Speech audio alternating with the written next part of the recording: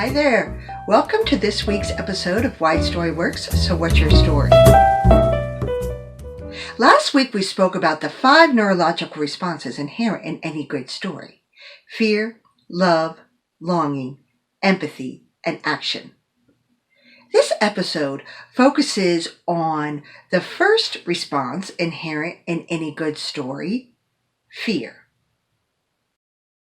And the idea is simply this: fear is not necessarily a bad thing.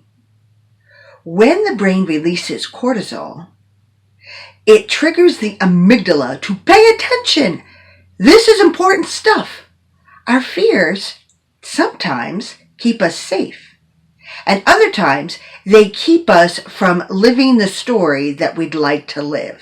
In other words, there are 4 responses to fear: fight, like I'm going to duke it out; flight, like I'm going to run away; freeze, where we're immobilized; or fawn, oh, everything's great.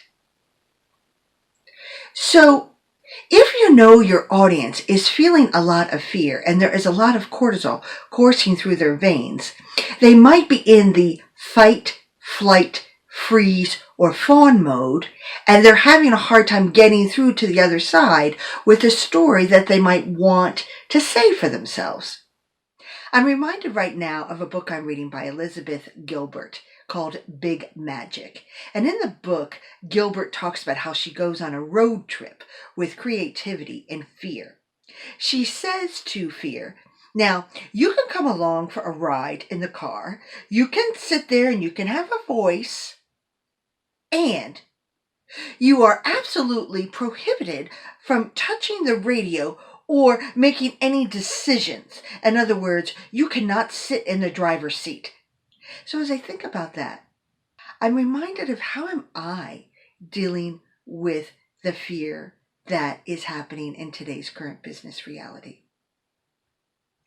I don't think I've come really clean with you all, my audience, on what I've been experiencing and how I've been like, oh, this pandemic really stinks, or, oh, I just want to run away and not deal with it, sit on the couch and watch way too much TV, or I'm frozen, immobilized, not able to do anything, or, oh, I'm fine, and like, oh, everything's great, my business is great, my kids are great, my husband's great. And that is not necessarily putting me in the driver's seat. That is letting fear be in the driver's seat.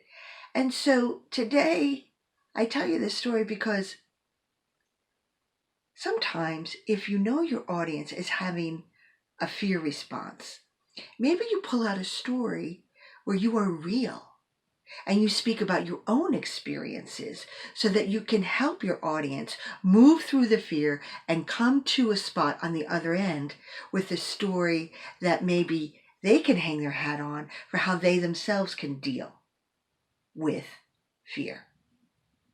Stay tuned next week for our episode of Why Story Works, So What's Your Story, where we will delve into the second neurological response inherent in any good story: the release of dopamine, or love. You won't want to miss it.